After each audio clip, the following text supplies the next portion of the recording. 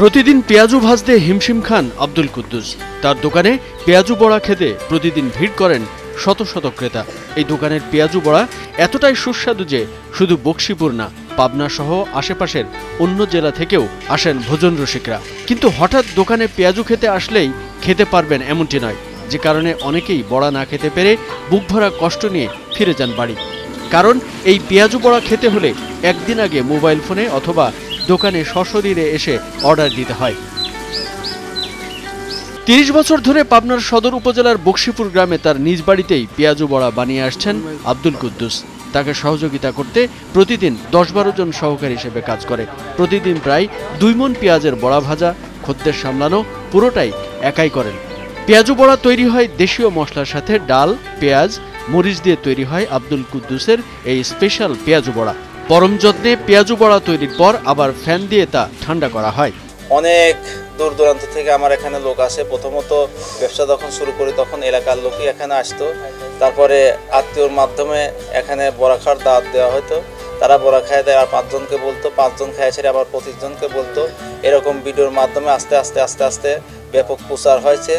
প্রথমত বেচতাম 400 টাকা, তারপরে শুক্রবারে বেচতাম 1000-1200 টাকা, অনেক টাকা মনে হইতো। এখন যে 30,000 টাকার কাছে বিক্রি করি, এখন ওরকম তাও মনে হয় না। দূর দূরান্ত থেকে আসেন ক্রেতারা তার পেঁয়াজু বড়া খেয়ে তৃপ্তির ঢেকুর তোলেন। পরিবারের জন্য নিয়ে যান স্পেশাল এই পেঁয়াজু বড়া। তার বড়া খেয়ে স্বাচ্ছন্দ্য বোধ করেন ক্রেতা ও দর্শনার্থীরা। আমাদের কুদ্দুস ভাইয়ের বড়া খেয়ে যাবেন, ভালো লাগবে। এখানে ফ্যামিলি নিয়ে আসার মতো পরিবেশ। এত স্বাদ কে বন্ধু, মরিচ খাও। আমার দেবর এই বড়া নিয়ে গেছিল, আমরা তখন খেলাম। খেয়ে বড়াটার অনেক ভালো স্বাদ, ভালো লাগছে। এই জন্যে আমরা এখন আসছি বড়াটা নেয়ার জন্যে। এখান থেকে বড়া নিয়ে আমরা খাবো এবং বাসায় নিয়ে যাবো আমরা। হু হু করে বাড়ছে সব জিনিসপত্রের দাম। তেল আটার দাম বাড়ায় হোটেল রেস্তোরাঁয় সব ধরনের খাদ্যপণ্যের দাম বেড়েছে ৩ গুণ। তারপরও পাবনা সদরের বকশীপুর গ্রামের দোকানটিতে ভিড় করেন ভোজন রসিকরা। বিকেল 4টা থেকে শুরু করে রাত 12টা পর্যন্ত খোলা থাকে দোকানটি। ১৯৯৪ সাল থেকেই সীমিত লাভে এই ব্যবসা করে আসছেন আব্দুল কুদ্দুস।